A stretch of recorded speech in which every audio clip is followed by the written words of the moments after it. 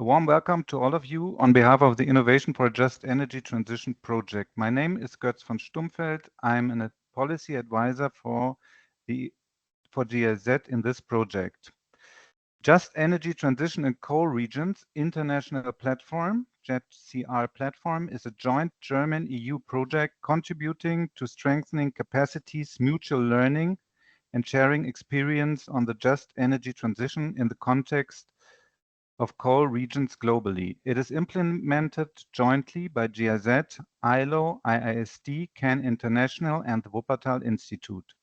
The project is implemented in Chile, Colombia, South Africa, Mongolia, Thailand, Vietnam, and Indonesia. In the context of the knowledge exchange, we organize a series of webinars, expert exchanges. We already had expert exchanges on issues as gender and coal transition, the toolbox for the just energy transition or skilling, financing the early retirement of coal-fired power plants, and measuring the sustainability of just transition plans. All of them are documented on our website, the JET Knowledge Hub. Today, we are very happy to welcome you to the Expert Exchange number 6 on youth empowerment for a just energy transition. It was prepared by the Wuppertal Institute. Madeleine Rabe from the Wuppertal Institute will lead us through the session. She will present the distinguished panel and give first an introduction into the subject. I hand over to you, Madeleine. Thank you very much and a good session to all of us. Yes, thank you so much, Götz. Also from my side, welcome to today's expert exchange on youth empowerment for just energy transition.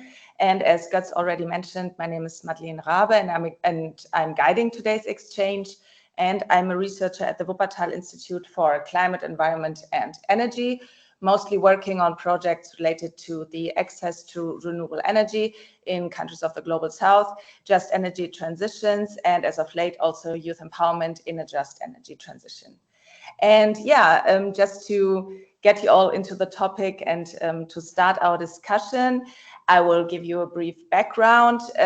So in today's exchange on youth empowerment for just energy transition, we will emphasize the important role that young people play across many aspects of the just energy transition, including employment, entrepreneurship, digitalization, education, and advocacy. And yeah, as we all know, the future of young people is directly affected by the upcoming energy transitions. And yeah, young people will live through many changes on many levels that the transition brings with it. And among those are also the creation of new job profiles and professional training pathways that are very different from the ones that have been known by current or previous generations. So it is very important that the needs, opinions, and fears of young people are heard, and that they play an important role in the dialogue and in decision-making processes. And anyway, we can still witness nowadays that young people are often sidelined in discussions and decision-making about the future of energy systems, just energy transitions, and also discussions around the phase out of fossil fuels. And additionally, although the voices of young people are increasingly represented in discussions, there remains a perception among young people that their inclusion many times is rather symbolic, rather symbolic than substantive. Nevertheless, there are many very good success stories of effective youth engagement for just energy transition, and already now. And yeah, young people are driving the positive climate and energy action when they are engaged and empowered effectively. And today we will therefore provide an overview of best practices to empower and integrate young people in just transition processes. And we will deliver concrete recommendations to ensure that young perspectives are heard in climate and energy dialogues and reflected in policy making. And we will talk about what opportunities are part of the just energy transition and how young people can be prepared for new training paths. And we believe that this discussion and these topics are of high relevance, of course, always, but also especially in these days, for example, here in Europe, as we across the continent are now confronted also with election results of the European Parliament, in which you can observe that many young people voted for parties that either don't support climate mitigation measures or even question climate change. So, but now without further speaking, let's get into our agenda and presentations that you can see here on the screen. We will first hear from Ivan Sergeyev on youth engagement in setting up a just energy transition in Ida Viruma. And afterwards, we will hear from Nadia Kombarisa, who will speak on the role of Colombian youth researchers in crafting equitable fossil fuel futures. And then we will hear from Edwin Langvani on Beyond Rhetoric, youth-led solutions for a sustainable and just energy transition in developing nations. So that is it from my side for the beginning, and I will just hand over to Ivan. And whenever you have a question, as Katarina said in the beginning, please just post it in the Q&A chat, and we can address everything later on in our discussion. Thank you. And go ahead, Ivan. Hi, everyone. Can everyone hear me okay? Everything good? Yes. Yeah, sweet. Thank you. Yes. Thanks, Madeleine, for the introduction. I'm calling in from Estonia. So the European Union, let's say the northeastern part of the European Union, from the region of Ida Viruma, where we're currently undergoing a transition away from a fossil fuel that we derive over half of our energy from. This fossil fuel is called oil shale. It's concentrated, its production is concentrated here in Ida Viruma, and hence, since we have certain climate targets that we need to reach, we need to give up this particular fossil fuel. Which brings us to the topic of the just transition, of how do we do this in such a way that the transition away from the fossil fuel and into climate neutrality by 2050 is just and fair and equitable for all. I work at the Ministry of Finance, so I work for a national body, but I manage the transition here in Ida Viruma locally. If we could go to the next slide, please.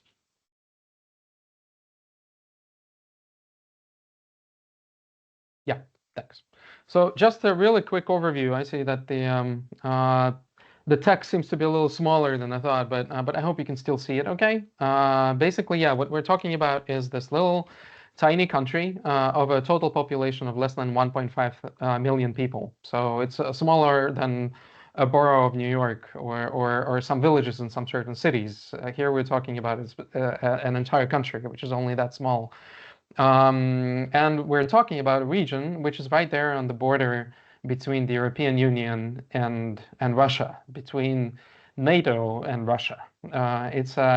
It's the target region for the European Union's Just Transition Fund, the fund that was set up to help out regions like Ida Viruma, which are undergoing a transition and need some help with alleviating some socio-economic impacts in those regions. But yeah, in case of Ida Viruma, we have like a whole bunch of issues, right? So we're right there on the border. The majority of the regions,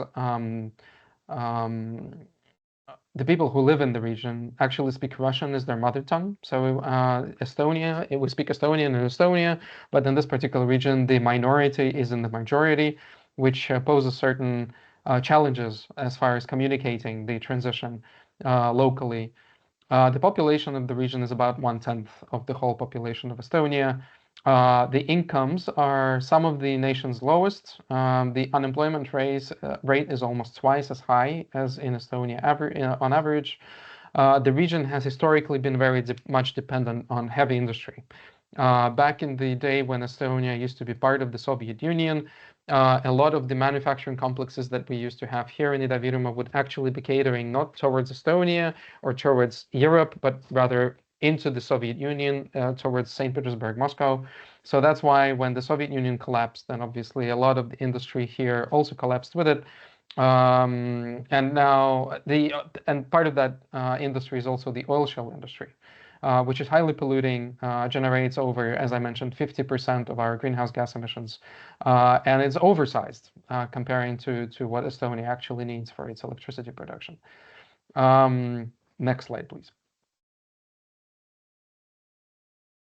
So the transition in itself has been ongoing for years, really. So ever since the 1990s, we've been sort of in this, how do I say it, like getting out of the Soviet economy and integrating ourselves into the European economy. We've been doing pretty well, but certain aspects still need to be dealt with. And this whole phasing out of oil shale is one of them. As far as the Just Transition Fund is concerned, then the allocation for Estonia for the whole of the region is 340 million euros. Some people here in the region say it's too little. I think if we look at it globally, then it's a bunch of money, actually. We're pretty lucky to have it. So in that sense, it could be, I don't know, it could be more, it could be less, but this is what we're working with here in Estonia, here in Ida-Virumaa. And in case of Ida-Virumaa, it's split into two major strands, just to give you an overview of what we're doing. So 80% of the fund is allocated for economy and labor, so transforming the local economy to finding new jobs or providing new jobs for the local people, into research and development, incubation services, labor market measures, and so on and so forth. And then 20% of the fund goes to, let's say, environmental and social inclusion. So decoupling district heating from oil shale, renovation of houses, addressing environmental health impacts of using oil shale, and so forth, so on and so forth. So this is, let's say, the picture, right? So we're dealing with a region which is heavily dependent on industry. It's a shrinking region. It's an aging region, as is the case with a lot of industrial regions like this. And we do have a fund that is an all-European fund, which is aimed at this particular region. Next slide, please.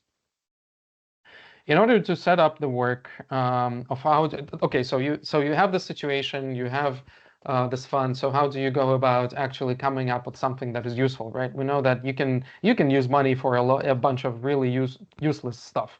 So how do we make sure that this is this resource, which has never been there before, and we're lucky to have, how do we make sure that we don't just waste it?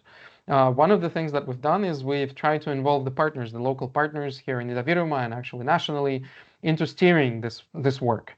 One of the things is the National Steering Committee, and here we're starting to get into the youth involvement thing. If I lost you, then now you can tune back in, and we're going to start talking about the youth and this whole process. So the National Steering Committee, which involves the ministries, the local stakeholders, representatives of the local parliament, the industry, trade unions, environmental associations, and since 2 years ago, it also involves the youth. It was not there in the beginning. So in the beginning, we had ministries and all sorts of unions and so on and so forth, but we didn't have the youth. This is something that we added in the process. We also involve people through a regional Just Transition platform, so the local, let's say, platform that aggregates the ideas and approaches of different stakeholders who are right here in the region. And then also we're carrying a lot of public consultation activities, for example, opinion polls, seminars, written consultations, and so on. Next slide, please. And this is where, let's say, the youth comes in, and why it is important is when we were in 2020, when we just started organizing the work on the Just Transition, on how do we set up this fund or how do we implement it, is we carried out an opinion poll. An opinion poll aimed at local residents as to what do you see as important issues in the transformation of Ida-Virumaa towards a climate-neutral, sustainable future. What do you think should we invest in? What are the things that you like about Ida-Virumaa? What are the things you don't like about Ida-Virumaa and that need to be improved? So things like this.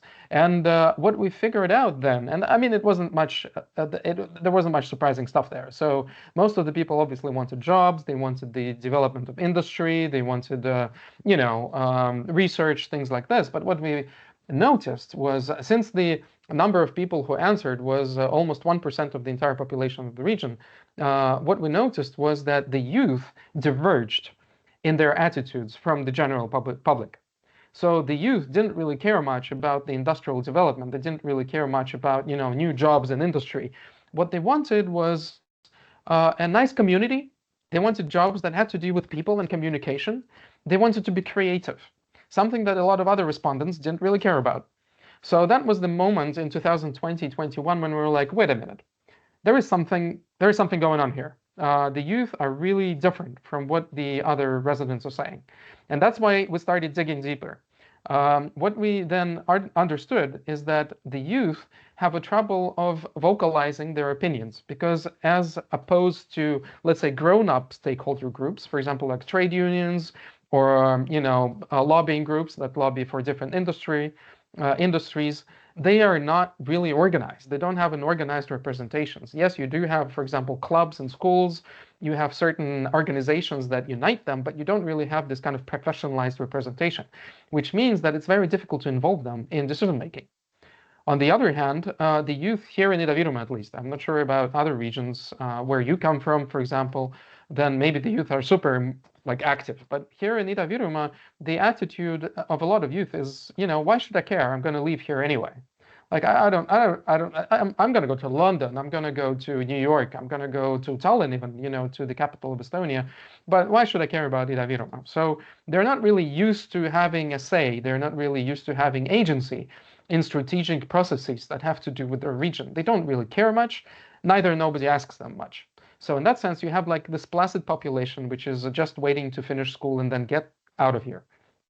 They also have relatively low awareness of the climate issues, of the transition as such. Funny enough, something that another poll showed us just a year ago is that they are very enthusiastic about the transition, but they don't really know much about it. So it's an interesting material to work with. You have a bunch of people who are pretty enthusiastic about something that they don't really know. So you need to make sure that they understand what the transition entails, what is the complexity that the transition has to do with. Plus, obviously here in Idaviruma, a region which is highly dependent on fossil fuels, obviously everybody in their community, their parents, their grandparents, a lot of the people they know have worked in the mines, they've worked in oil shale industry, they deny climate change. So the context that they grow up in is not necessarily very supportive of climate minded, let's say, attitudes or climate minded thinking. Plus, of course, the language barrier is a certain thing that we need to account for here in Idaviruma. Next slide, please. So on the one hand, the youth, let's say the transition is about the youth, but the youth are not really participants in that transition oftentimes. So when we noticed that, we figured, okay, we should somehow reach out to the youth. We should somehow try and solve those issues that I just discussed on the previous slide. And one idea that we were really lucky with is that at that point in time, Estonian environmental NGOs were trying out the format of a climate assembly in Estonia. So it's something that has been taking place all over the world, and they were trying to use it or apply it here in the Estonian context. They're looking for a case study. And so I pitched the youth of Idaviruma to them, and I said, hey, I understand that you want to do the whole Estonia thing, but how about we take a smaller region, we take a region that is actually going through a transition and has certain issues to grapple with, and then we sort of test this whole climate assembly thing. And so that's what happened. We focused on the Youth Climate Assembly.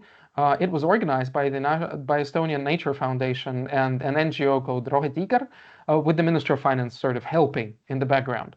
What we did was we had an algorithm that selected a randomized sample of the youth of Idaviruma based on their language, based on where they live, girls, boys, education levels, which would be a representative sample of Idaviru's youth population.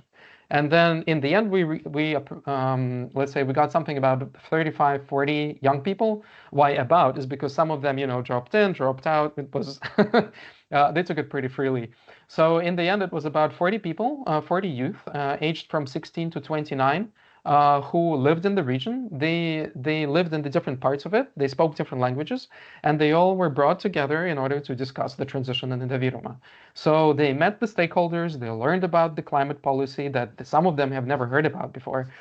They developed a climate-friendly vision for Idaviruma as well. The important aspect here is that they were not. It was not like a Friday for Future, youth, who would already be highly aware of the climate, of the damage that we're facing with the climate change. It was people who, some of them have never heard about this.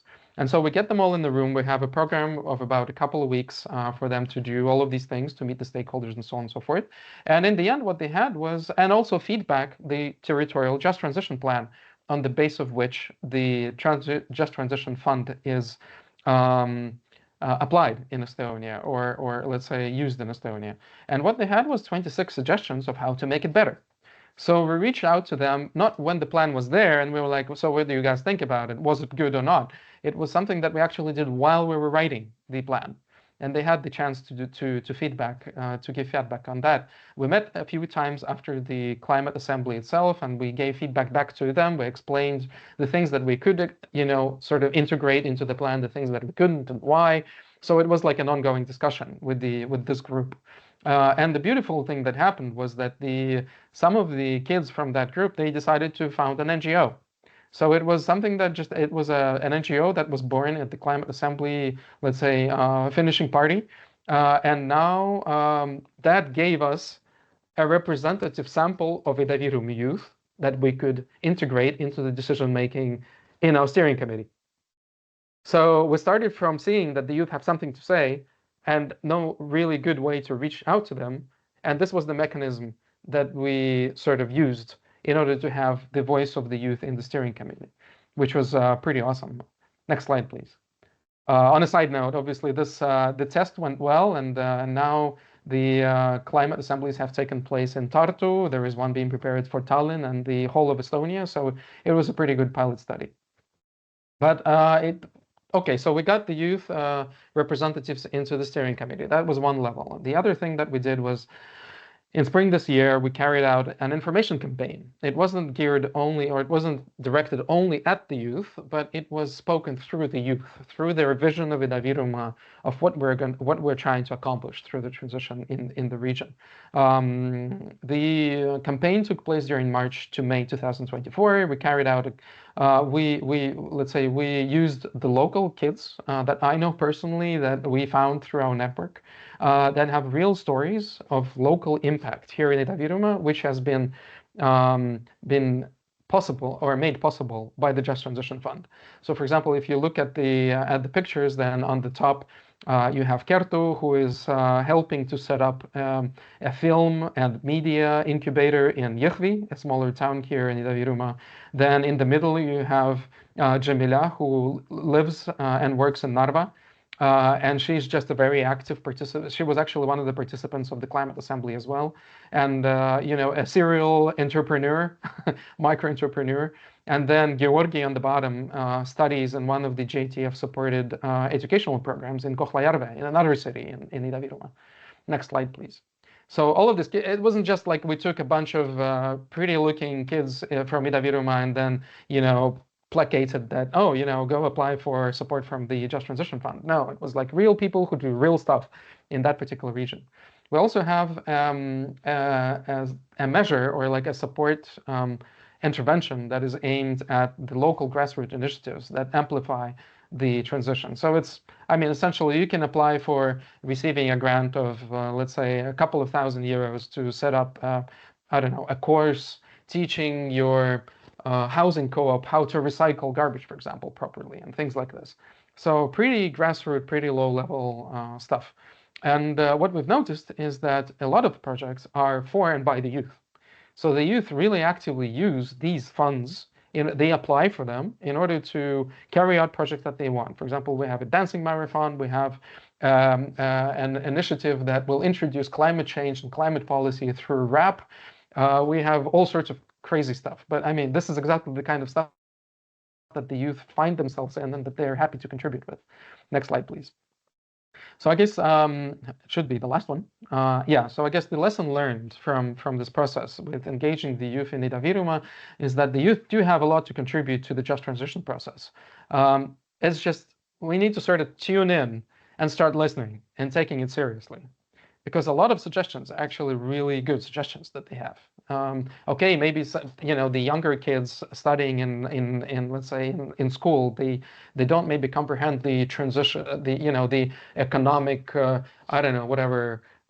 side impacts of the transition, but they learn fast, and they understand, they see connections somewhere that more grown-up folks don't. The second point is that reaching out to the youth requires a certain amount of effort and creative thinking, as was demonstrated through the Climate Assembly, for example. It was not an easy process. it was something that we sort of stumbled onto, but it was something that required a lot of sort of out-of-the-box thinking. We need to make sure that we meet the youth where they are, so locally, we speak their language that is understandable to them. And in order to reach out to them, you should sort of dig deeper as well. For example, for us, right, the first signs that we should reach out to the youth in a more structured fashion, it came from data, from the opinion poll that we carried out in 2020. If we didn't carry out that opinion poll, and if we didn't look at the data, we probably wouldn't have come up with those solutions. And the last one is that it's not really enough to just reach out. Well, you know, like we've reached out to the youth. That's not that's not enough. You also need to allocate resources that they can use and how they can participate in the transition. Because nobody wants to just, you know, sort of talk and then do nothing. You want to participate with, like, you know, get your hands dirty and really get into this messy stuff that we call the transition. So when setting up a just transition in a region, wherever, it is paramount to allocate. It can be small resource, but it needs to be there, that the youth can sort of find themselves in, and that they would be comfortable using. And that would be my contribution for today. Thank you very much. Yes, thank you so much, Ivan. I think that was a very, very interesting example that everybody can learn a lot from, and that was highly successful. And I think that there's, yeah, a lot that everybody can take from your presentation and from how the Youth Climate Assembly was created and how you chose the sample, and also how active the young people became eventually, and what kind of contribution they were able to make. So I think that's really, really great. And I assume that a lot of people have more questions to you later on. And yeah, thank you so much. Now we can go over to Nadia. Nadia Combarisa, who will speak on the role of Colombian youth researchers in crafting equitable post-fossil futures. And Nadia is the co-founder and co-executive director of the Colombian think tank for the development of energy policies for just transitions. And she's also a doctoral candidate at the University of Gießen in the chair of peace studies, where she researches on post-extravist just transitions. And Nadia has more than 10 years of experience working on strategies and policies to overcome energy poverty in Colombia, Chile, and the Dominican Republic. Please go ahead, Nadia. Thank you for the invitation, and I'm glad to present this after Ivan, because it will be pretty much related to what initiatives from young researchers are. In our case, we are a nonprofit think tank. Polen is for energy policy, so in Spanish is políticas energéticas. Next one, please. Great. So before talking about our project, I would like to explain you a little bit more about Colombia. So first, the location of Colombia, in case you don't remember, is in the north part of South America. It's the green country that you will see in the left side.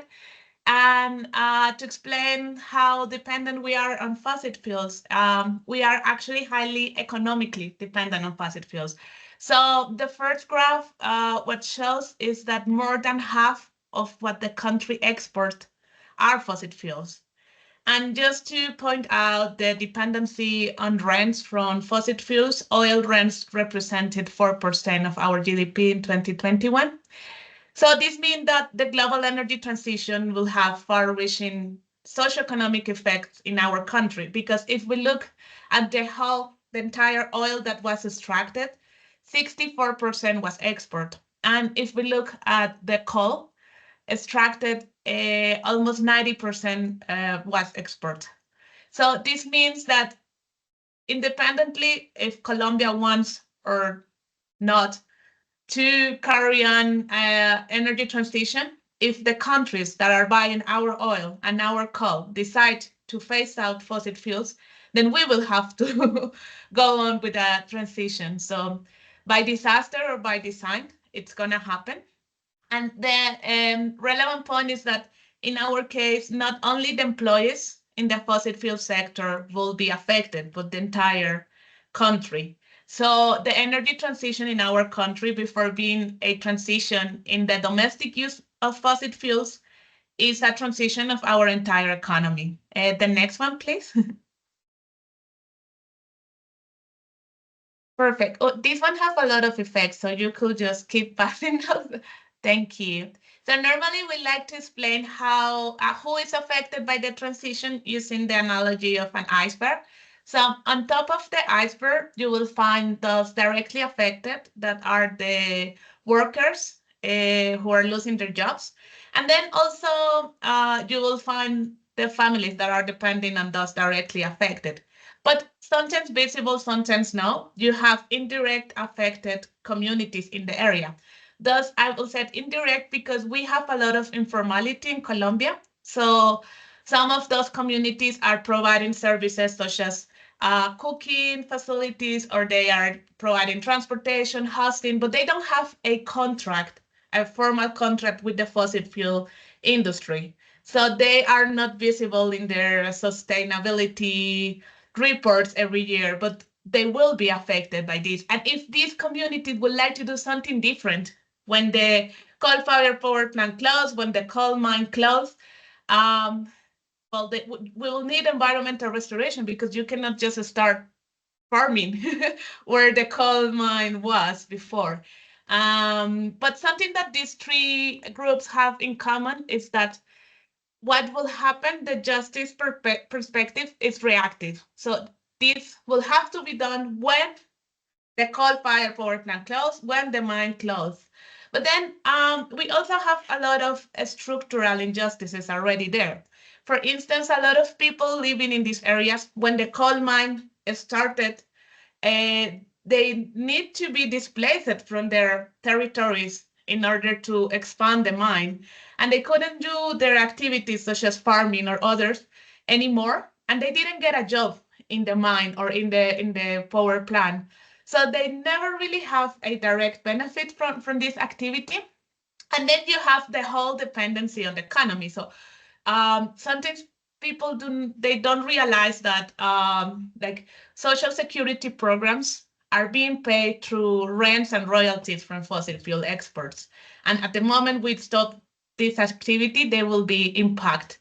So those are existing injustices that are already there. And then really in the bottom, we have the alternative. So we hear a lot about mining critical minerals for the energy transition globally, a large-scale deployment of renewables, hydrogen production to export, but something that is also being part of this just transition discussions is like how to avoid new sacrifice zones. Next, please. There is an effect there. So this is a perspective of justice that talks about the non-repetition, so not going once again for an extractivist development approach. And here is where new generations are playing a key role, because it's their future and the alternatives that are being proposed where they will be working and yeah, being part of it. Next one, please. However, something particular from Colombia, and really sad, to be honest, is that being an environmental leader in our country is not easy, especially at a local level. And this is from the last year, but from a couple of years, Colombia has been the deadliest country in the world to be an environmentalist. So how to participate when your life could be in danger is an extra difficult step. Next one, please. But something particular that changed in 2022 is that for the first time, Colombia has a government with an agenda beyond fossil fuels. So those are three examples from last year. Colombia joined the Powering Pascual Alliance. Colombia also joined the Beyond Oil and Gas Alliance and the Non-Fossil Fuels Proliferation Treaty. So there is a will to change what has been happening before. And our question was how to bring the knowledge of the territories that are affected by fossil fuel extraction to policy viable proposals for just energy transition. Next one, please. Here, I also have a lot of effects. Yeah, perfect.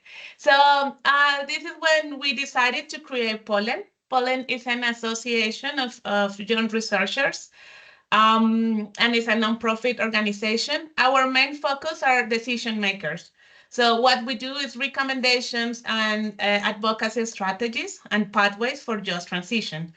What is relevant about our work is that we do it hand in hand with civil society, especially at the grassroots level. So in order to do that, we carry on social dialogues. We do the translation of policies for non-specialized public, because policies are written in a language that if you didn't study this topic, then it's not easy to understand how people will be affected. We do training of trainers, and this is because we don't want to be the only ones who talk for civil society. We want to empower people to be able to propose their own recommendations and strategies. And we also provide technical, economic, legal, and environmental expertise to the projects that are already there. And important, we only focus on policies. We don't do any politics. So this means we don't do any lobby, or we do not support a party, but we expect that an informed and empowered civil society will take decisions about their leaders, taking into account just transition. And our mission, in fact, is to promote a more equitable, democratic, and climate change resilient society. And we see in the energy systems a mean for this transformation. But our main focus is not just the deployment of renewables, but to transform society through an energy system, or the energy systems. Next one, please. Perfect. So just to give you a small overview of our project, we work in three main areas: energy democratization, fossil fuel phase out, and labor and economic reorientation. The three of them are working at the same time, and we have projects that cover one or more or two or three of these areas. In each project, we try to carry on this structure. So there is a senior researcher that is the project leader, who is the project leader, with approximately 10 years of experience. Then each team have 2 to 3 junior researchers that they are fresh graduates, or they have max 5 years of experience. Then we have consultants for specific topics. Also, quite young researchers. We ask for people that have at least 5 years of experience working on the topic of the consultancy. Then we have interns. Interns are mainly volunteers. And they are undergraduate students and young professionals who will be working on this topic for the really first time. And well, like administrative and communication support team. And just to give you a number, we are right now 21 team members. The team is between 19 and 37 years old. We prioritize women, so we are more than 50%, so 57%. And we also try to prioritize, when possible, people from the regions that are affected by the transition. So right now we have 5 team members that represent 24%. I didn't write it, but we were created in December 2022. And next one, please. So to give you an example of what we do, so we work on energy policies, but we don't see energy policies as a document, but as a whole process that starts with ideas, narrative, and discourses that are getting stronger. So here, communication, social media, and all these strategies are really relevant to strengthen narrative. Then the policy process, we see that one as the filters to for an idea or a narrative to actually become a policy. So in this point of analysis, what we do is mainly diagnosis, policy brief, reports, really technical and economic fact-based, in order to strengthen a narrative that we would like to become a policy. Then in Colombia, every time that a policy will be published, they have to first publish a draft and give a couple of weeks for comments from civil society. So at this point, what we try to do is keep a track of new energy policies, and then we organize social dialogues where we explain what these mean, what the implications are. We collect different comments from discussions, and then we write policy recommendations or policy feedbacks to these energy policies in the language that is used for it. So really technical policy base. And something that we focus a lot is in the context, because in Colombia, it's often that there is a policy that was working in Europe. So they just copy and paste it in the country, but it doesn't work because the context is different. So we try to really analyze that part. And when a policy is out there, just to take it from paper to action, we also try to implement pilots. So there we can identify bottlenecks and do also policy recommendations. Like if you want to meet the goal, this is getting stuck at this point, so work on that. So that's what we do through the pilots. And finally, but really relevant for our work, we do analysis of power dynamics. And this is to see if there is an impact on democratization and equity and resilience to climate change, and feedback on that. Next one, please. So this is just an example of the translation of energy policies for non-specialized public. So infograph, but we also do graphic relatories. I don't know how to say that, but when there is a dialogue, we draw the whole conversation and main ideas. Next one, please.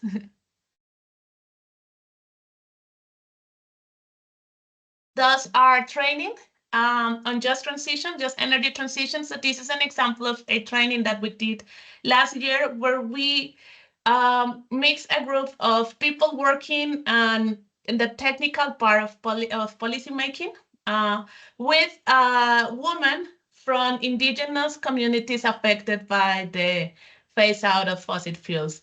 And they needed to develop strategies. So this was a 1-week project. Also trying to connect people with different realities.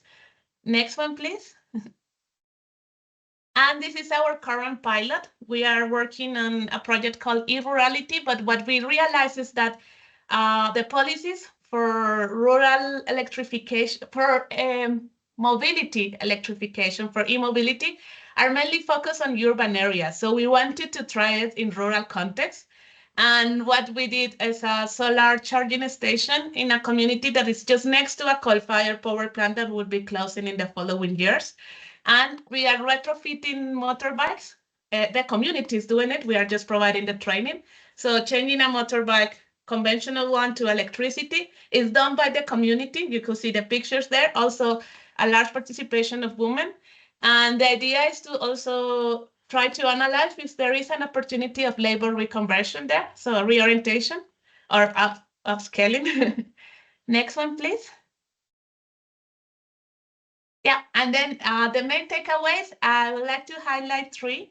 The first one is that young minds are key for thinking about and building post-fossil alternatives, especially in a country like Colombia, which is economically dependent on fossil fuels, because the business as usual is also something cultural and a mindset.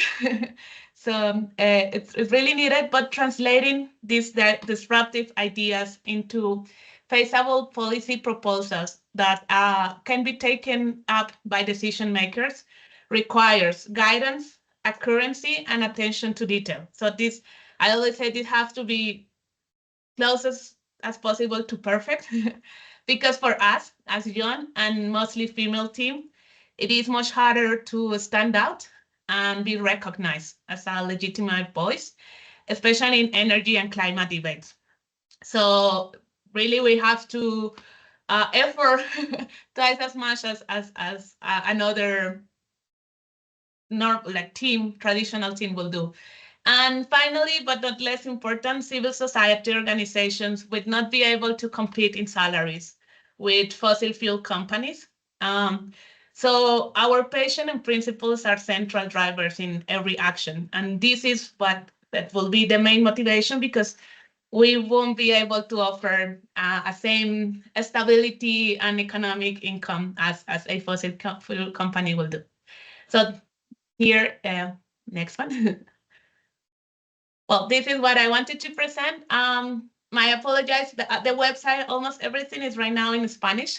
We didn't translate everything, but we are in the process of doing that. So this could be an example also out of Colombia. And thank you. Yes, thank you so much, Nadia. I think this was a very inspiring presentation and was very great to learn about the insights also of your organization and how you're working. And yeah, I believe it's so important how you translate policies to civil society and how you also empower people to contribute to these policies. And I think we can also like draw a connection to what Ivan said before, because you know how he emphasized that you need creative thinking to include young people in the just energy transition process. And I think that's exactly what you're doing together with your colleagues at your organization. And I think that's like a great way to move forward, and also a great way of setting an example for others who who want to integrate people in the just transition process. And now we can already move on to our last speaker, who is Edwin, and he will speak about the topic Beyond Rhetoric, youth-led solutions for a sustainable and just energy transition in developing nations. And Edwin is a PhD candidate at the University of Johannesburg, and he's driving conversations and publishing policy recommendations around the just energy transition in Africa and bioeconomy. And he has used already various platforms such as the BRICS Youth Energy Agency or BRICS Young Scientists Forum South Africa to highlight the role of young people in the food waste energy nexus. And at the community level, he is currently involved in the promotion of decent work and economic growth among the youth. So please go ahead, Edwin. Thank you so much, Madeline. Good morning, good evening, good afternoon. Depending on where you are based. In South Africa, it's almost 5 p.m. So yeah, like as Madeline said, for the next 15 minutes or so or less, I'll be taking you guys through some of the youth-led solutions for a sustainable and just energy transition in developing nations. And I'll place a little bit more emphasis on South Africa and just on the broad context of how South Africa is approaching the just energy transition. I will not specifically into doing, but just the approach overall that the country is really employing to ensure that we move away from coal into more renewables. As you might know, South Africa is heavily dependent on coal. I think with the last test that I saw, we are sitting on number 5 in the world globally. We are the 5th largest producer of coal. So we are quite dependent, even economically, on the usage of coal. The government has done quite a lot of work since 2001 to move us into renewable energy. So I will just perhaps go through some of the approaches that the government is putting forward. Next slide, please. Okay, so we just had our general elections about a few weeks ago, and the conversation that the young people are having is the changing energy landscape a good thing for the country? Is it something positive for South Africa? And I guess maybe the big question that is being asked by young people is why should we abandon coal when we have a lot of it? And in fact, South Africa has had some power issues since 2008.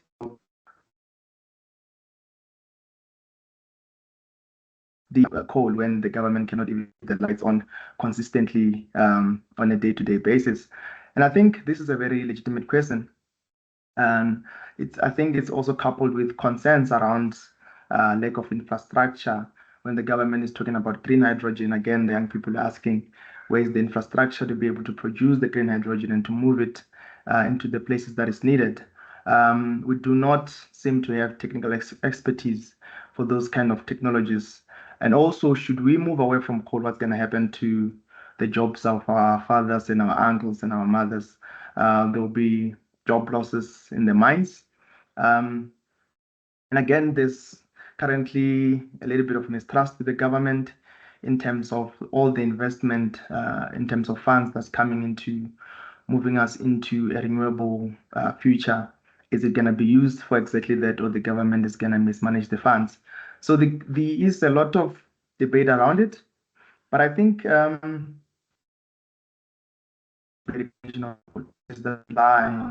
especially with the just energy transition, the challenge now becomes the communication and the awareness of all these opportunities.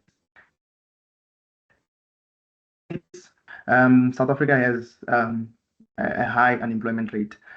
So there seems to be a disconnect between what government is doing and how the young people are involved. But like I said, the just energy transition has a lot of opportunities, one of which is the creation of green jobs.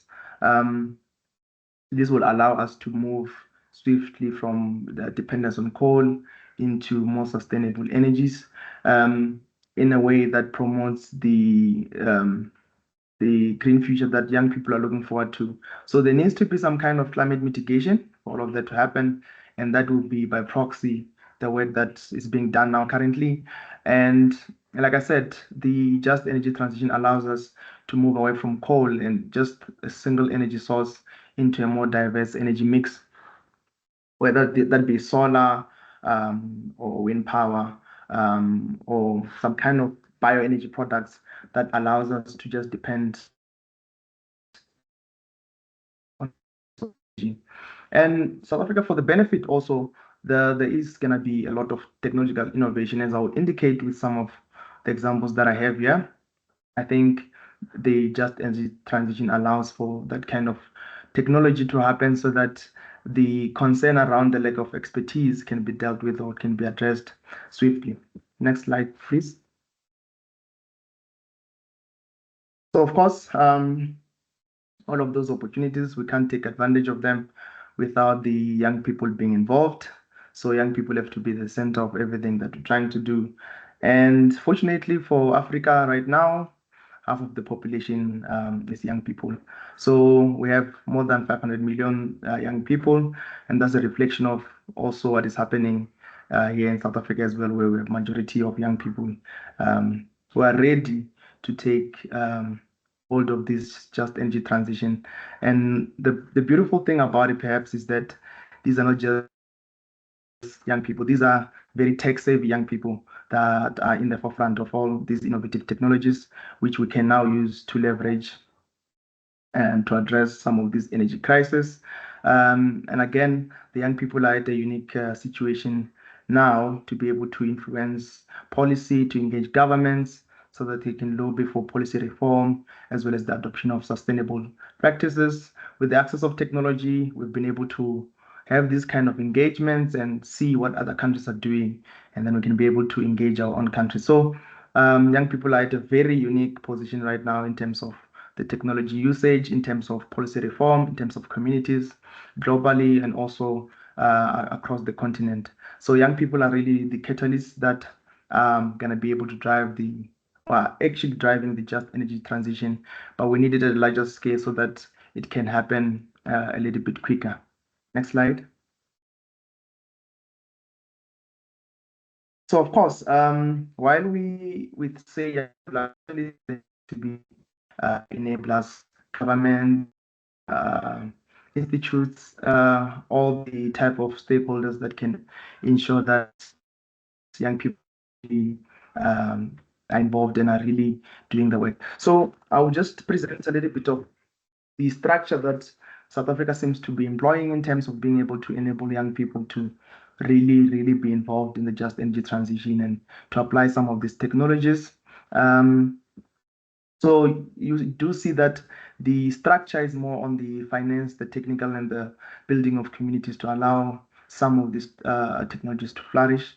In terms of financial support, the Technology Innovation Agency, which is a government agency, has done quite a lot of work in terms of higher education-linked funding that allows for young people in universities to access funds to push some of these technologies and bring them into a platform in which they can be commercialized and can be used at a larger scale. But beyond universities, you do also have more SME-focused funding that comes from one of the biggest national youth agency, the National Youth Development.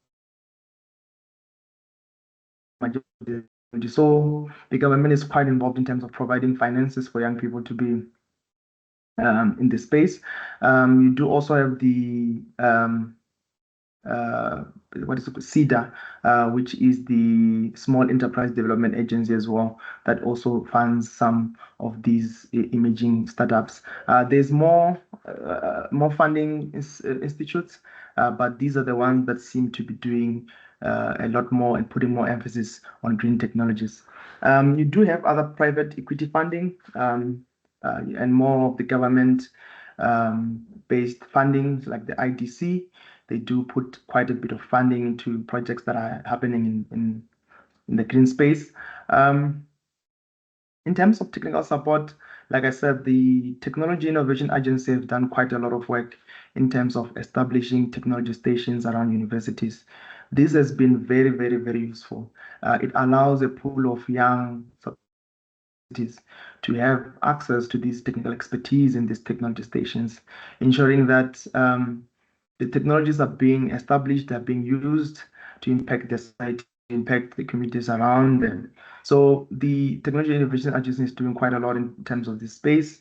And outside of the institutions, there is incubators that are government-based. The Innovation Hub is doing some amazing work in terms of allowing entrepreneurs to come into their space. They give them working office space. They connect them with other stakeholders that can give them technical expertise. They give them grant funding for buying machinery, for startup, for registration of the corporations and enterprises. So there is incubation for startups in the green energy space. So there's a lot of incubation that is happening to ensure that there is a creation of green jobs as well.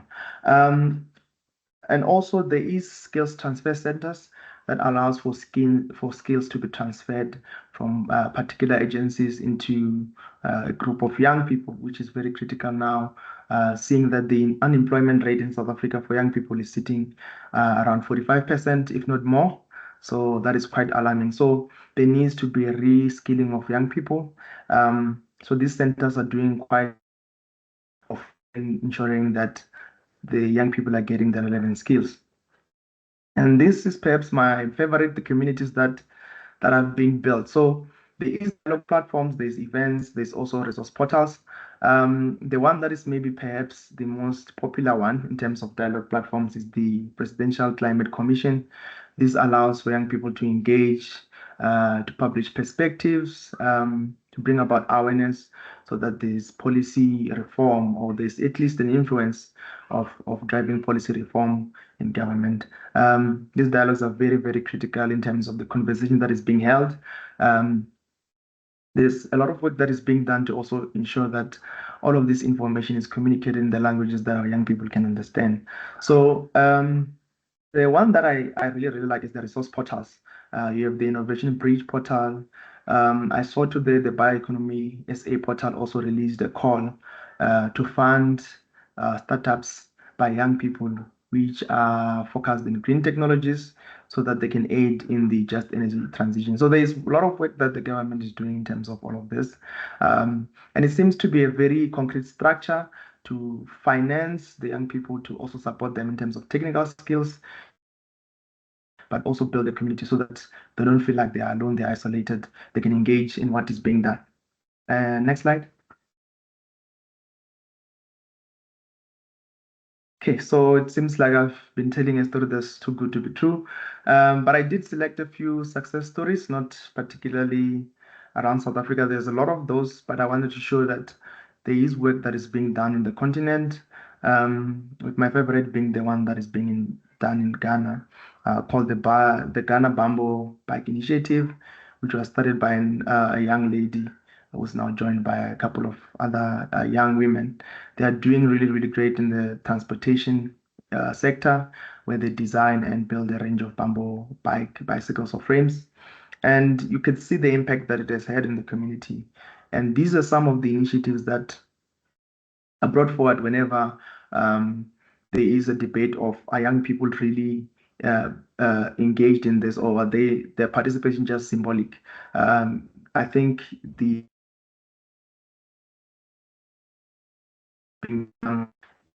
different South Africa also has a lot of initiatives and a lot of work like Kudoti, which allows you to track your waste generation in an organization from start to finish. Some of that work data is used to really model where you can reduce and optimize your process to have less waste, how much of the waste you're producing, what you can do with the waste. So there is work that is being done across the continent, across the world. So we do have a lot of success stories. Next slide.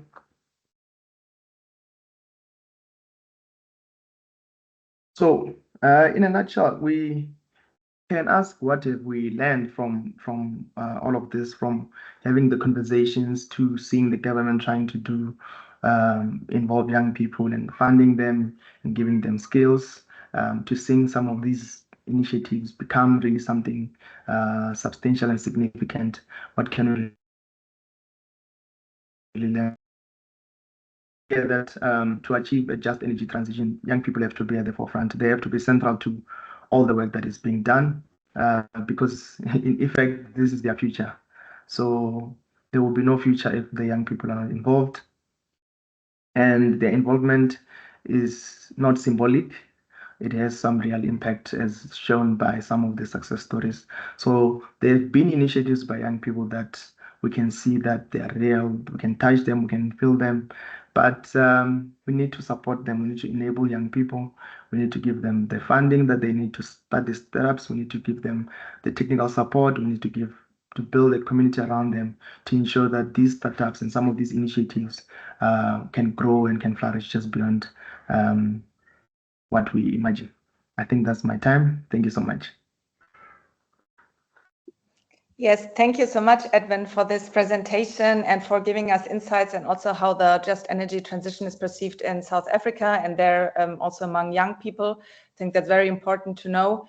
And you emphasized perfectly how much potential lies in young people for driving the just energy transitions, and how important it is also to be able to create jobs for them, so they really can have something to work towards and to have a future with. And I think it's also very great that you emphasize the different layers of enablers that are really needed to support young people in to really take a place in renewable energy sector. And thanks to all of you. I think these presentations were really insightful and very interesting for all our participants here. And I believe that there are already questions to you in the chat. I have to search where I can find them, but I have Guts here who could maybe read some of them out. Yes, actually, we had one question so far. Mm-hmm. So I would like to encourage people maybe to show up, to raise their hands virtually also, or to add questions to the chat. We had one question from Marie Nereta to Ivan Sergeyev concerning the selection of youth participating. And Ivan already has answered it, but Marie, maybe you would like to I can read out your question. It was, I assume that not all youth were initially selected by the algorithm got engaged. Did you have to encourage or incentivize them? How did you do that? Or did you continue looking for others if some did not respond to the call? Ivan, do you want to respond to this question? Yeah, thanks. Okay. Can you hear me? Yeah. Yeah, cool. Yeah, I did in the chat, but I can sort of repeat what I said there. Is we approached it slightly differently. So we had a pretty large sample of youth whom we sent the initial invitations to, and then we only worked with the ones who replied. There were not a lot. A lot of the initial emails that we sent were sort of ignored or not noticed or whatever. But we sort of took in a large sample and then sort of going, we sort of got closer and closer to the group that we actually wanted to engage as we worked on. Was not easy because it's legally quite restraining, because we have to respect the personal data of all the youth that we engage. So it's not just like we sent a bunch of emails to a bunch of people. It's had to be done through the government office and everything. So it was quite complicated, but that's the way we could approach it. Thank you. Okay, so in the Q&A, there was another question from Georg Schäfer to you, Ivan, that I would like to add here is, which age group has been targeted as youth? What was the upper age limit? What is about the youth people, the young people that are already active in other stakeholder organizations as trade unions, industrial lobby organizations, etc.? Have they been integrated into the youth-related activities of your program? Ivan, would you like to answer to this question? Yeah, gladly. I did so in written form, but I can repeat. Yeah, we engaged the youth starting with the ages of 16 to 29. So we decided not to go lower or higher than that, because lower would be, you know, like 14-year-olds, it just seemed like the whole climate change, just transition, energy transition is a little bit too difficult to grasp for somebody who's 12 or 14 years old. Even though they have bright ideas, it might not be very applicable. There, it's better to approach them through education, but not through a climate assembly. So that particular format is not very well fitted. But in the upper level, we had a cutoff age of 29.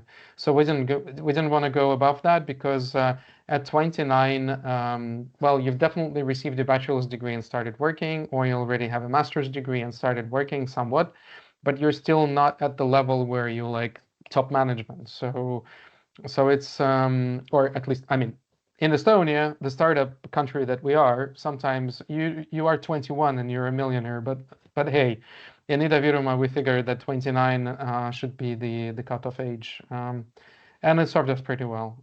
It was a pretty good mix, I think. Everybody was able to interact between themselves, so thankfully we didn't have this dynamic of, you know, too young and too old, and then they don't know how to talk to each other. Like, everybody was actually quite well meshed.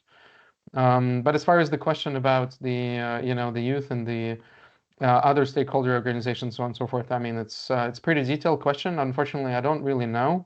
What I do know is the average age in the oil shale sector is 45 plus, so not a lot of youth.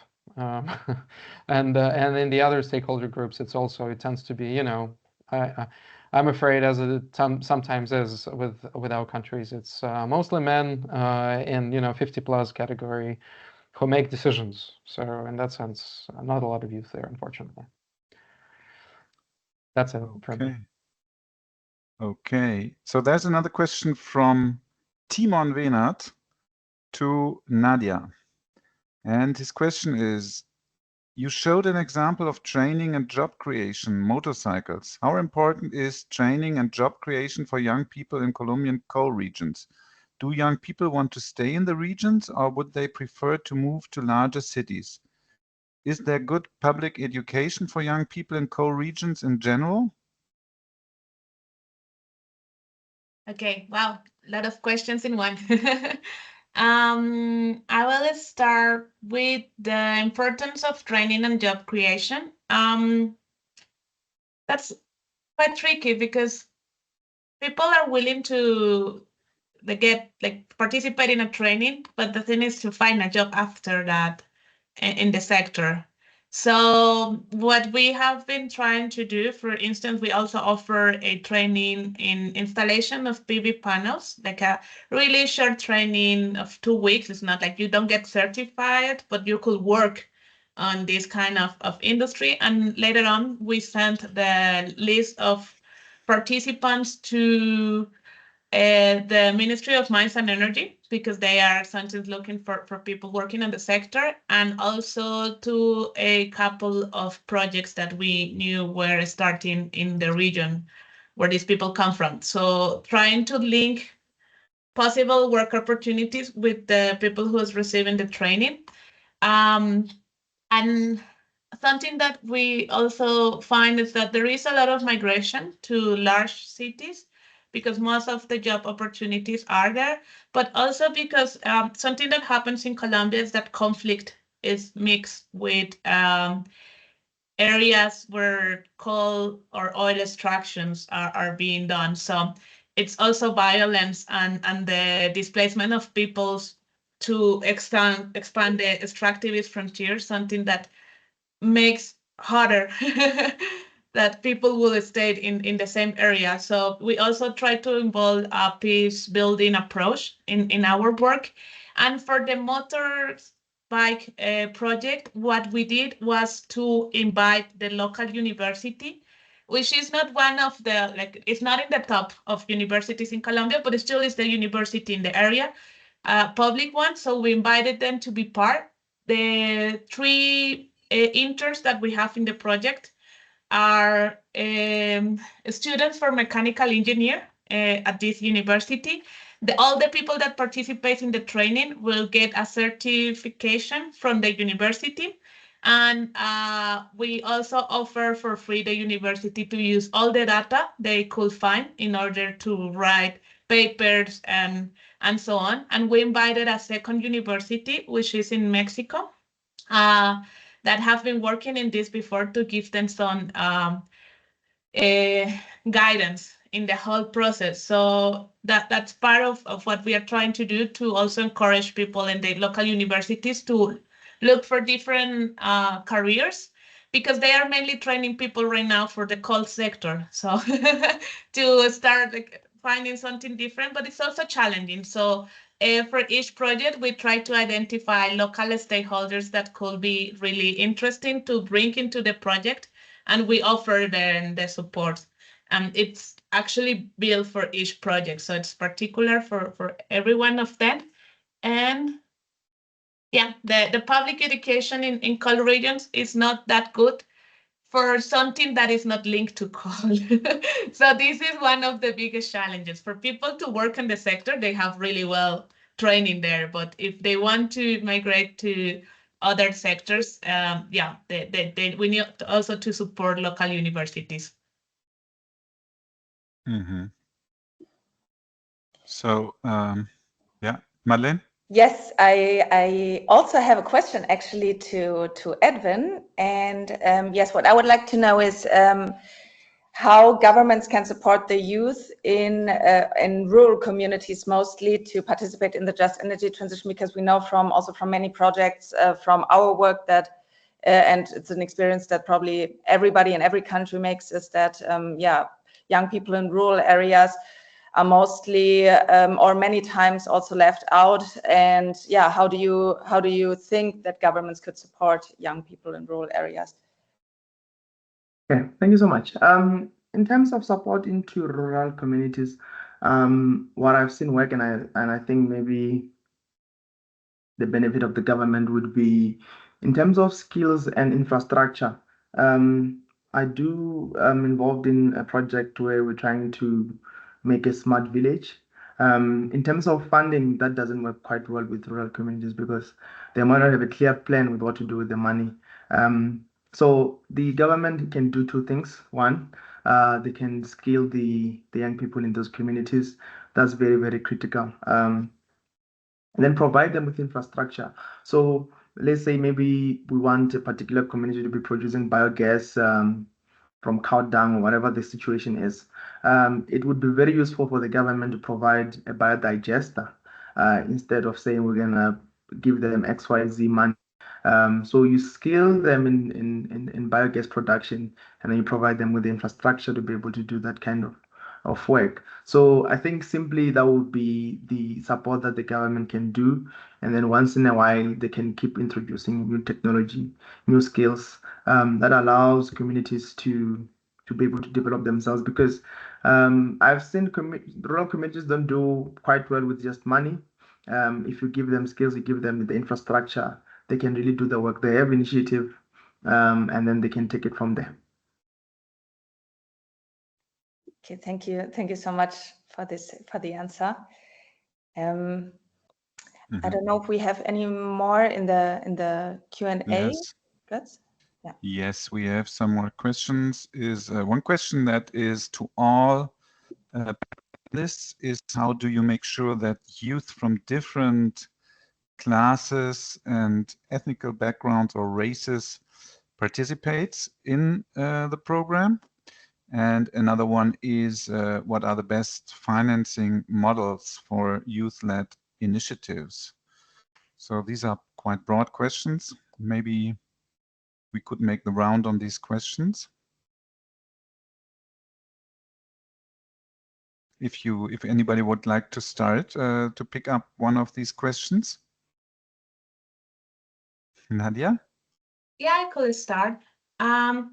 So the funding models, I will start with that one because that was our main question when we were creating our organization. So we tried to start with the no-goes. So no-go for us was getting money from fossil fuel companies. So also we are open to provide inputs and recommendations and support with policy strategies. We don't want to get money from them because then there could be a conflict. And we also don't get any funding from the government, also to be able to be independent from them. So we were looking to two options. One are public fundings from international organizations. For instance, Germany have the IKI projects or the UK have the UK Pact. But one thing is that if you want to apply for these funds, you need to have at least 2 to 5 years of work experience. So starting with that will be impossible unless you are a spin-off or of a biggest organization. So the second option for us was to go for climate philanthropy. So we started to look for seed fundings that the idea is to support young organizations that starting to grow. And this is harder because the funds are limited and for short periods. So more or less, I will say you will need someone that have a bit of experience in fundraising to do that constantly because the problem is that the money will be just for 6 months or just unless what you are getting more experience and you could apply for larger fund. But yeah, it's always a challenging part, at least in global South countries, and I will point out Colombia. I know that for the European Union, and Ivan could explain it better, there are specific funds for that, but in our case, there are not. So you have to go out and share your project with people in the climate philanthropy world to convince them that this is a good opportunity. And in terms of our engagement with other stakeholders, so something that we are sure is that we want to close coal-fired power plants or coal mines, but we don't want to close companies.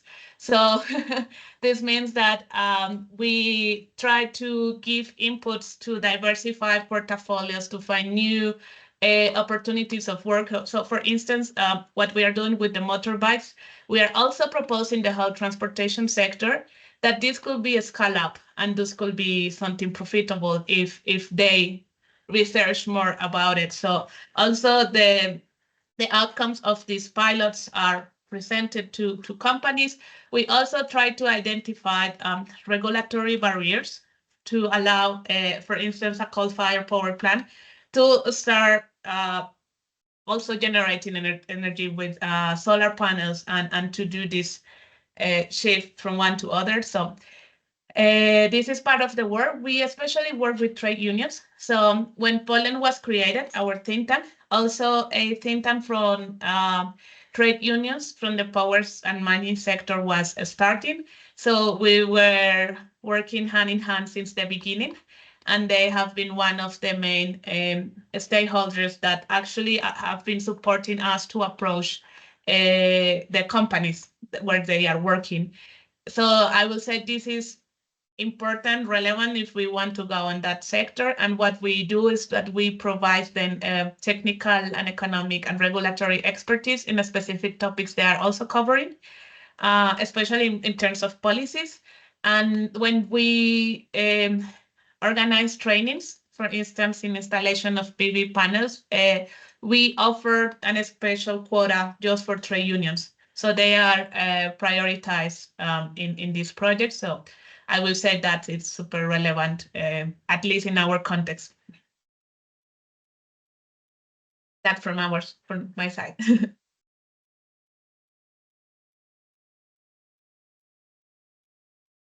Who else would like to answer to the questions? How do you make sure to integrate different classes into youth activities and also races, as let's say it here?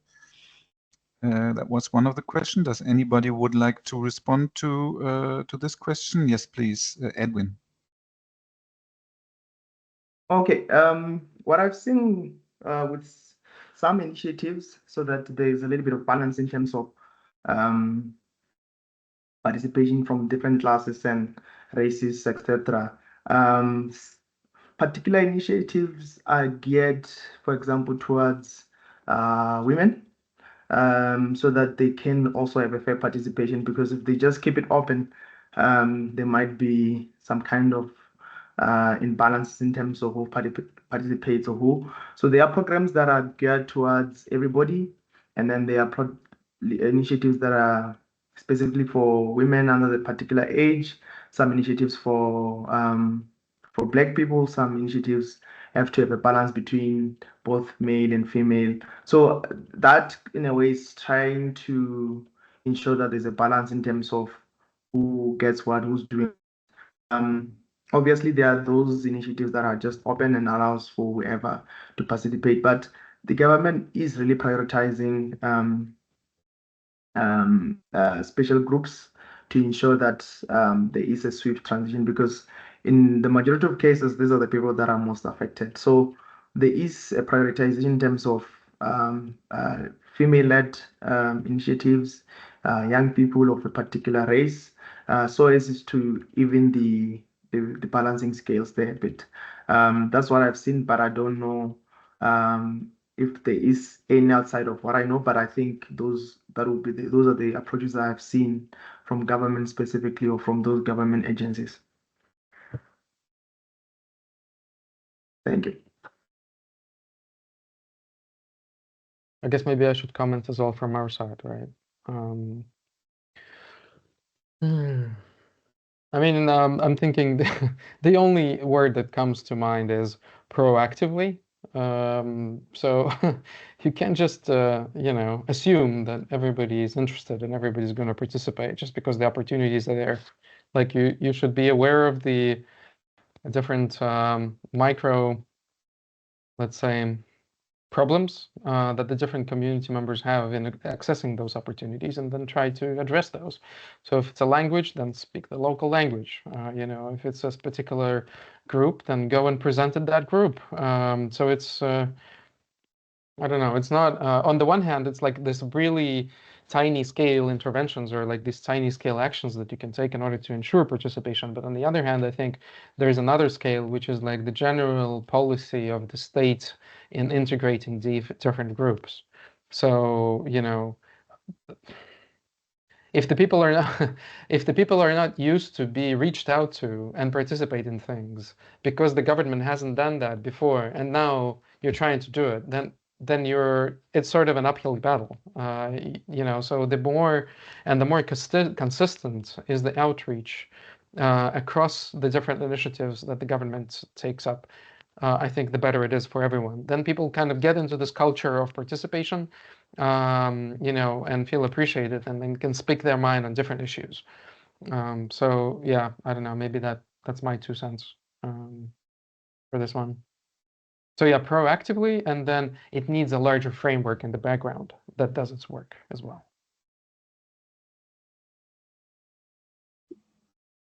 So I think that were all the questions, basically. I would have one more, Götz, to Ivan also. Did you replicate what you did in Ida-Viru in other regions of Estonia already, or do you plan to do that? You mean the youth climate assembly? Yeah, exactly. Well, it was intended as a test in the first place, right? Yeah. So the original idea was to do a climate assembly on the scale of the whole country and, you know, to come up with a climate law. So the ambition was slightly higher. And so the Ida-Viru Youth Climate Assembly was sort of like a pilot for this format in Estonia. And yeah, since then we've had a bunch in other places. Like, for example, Tartu, I think, was the first one. Like, Tartu is the second largest city in Estonia. It's a university town. They're really, you know, as tends to be with university towns, they're very mindful of everything, then have these discussions and everything. And it's a very intellectually stimulating city. If you ever come to Estonia, don't stay just in Tallinn, come to Tartu too. It's completely different. But anyway, so they had the second one.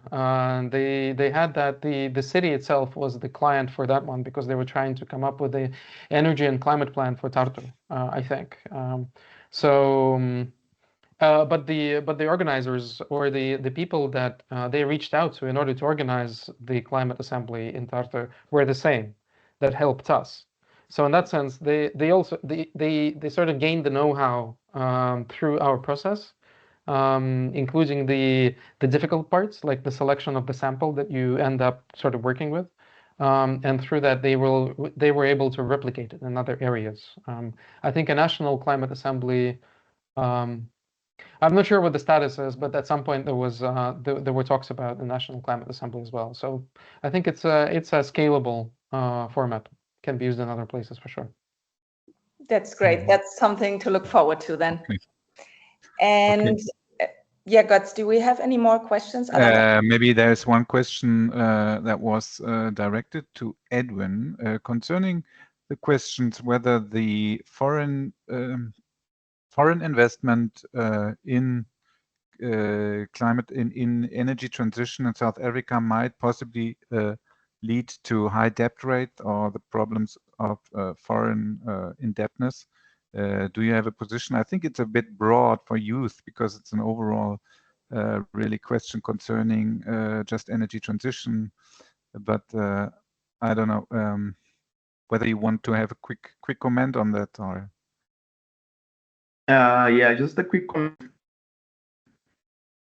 I think it was one of the questions raised on climate finance last year when we had the BRICS Youth Energy Summit, to say the government is taking on these loans for all these technologies that they want to implement, and they don't have a clear plan as to what they want to use the funds for.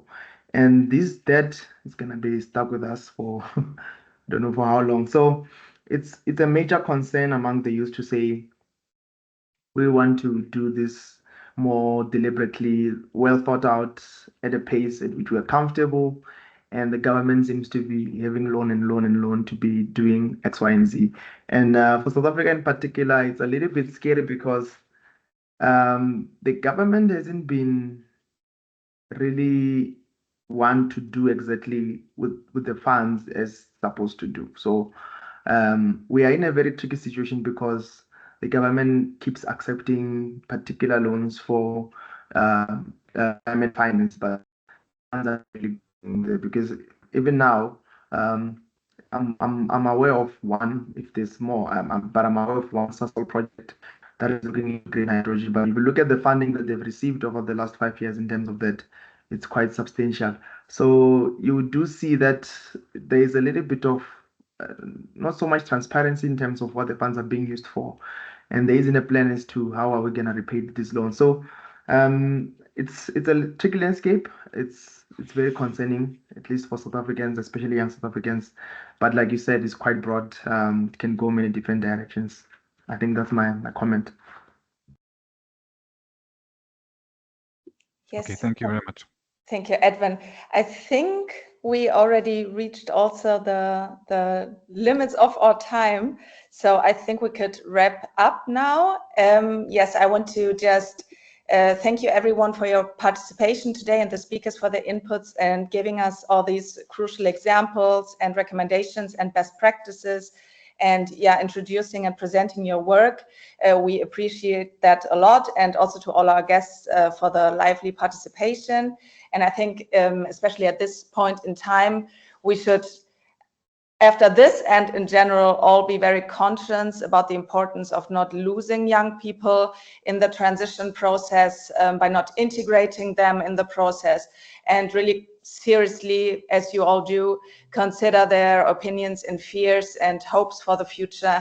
And as Ivan just said now in one of his answers, be as proactive as possible to really integrate young people. And yeah, because now we create the future that today's young people will live on with for many years to come.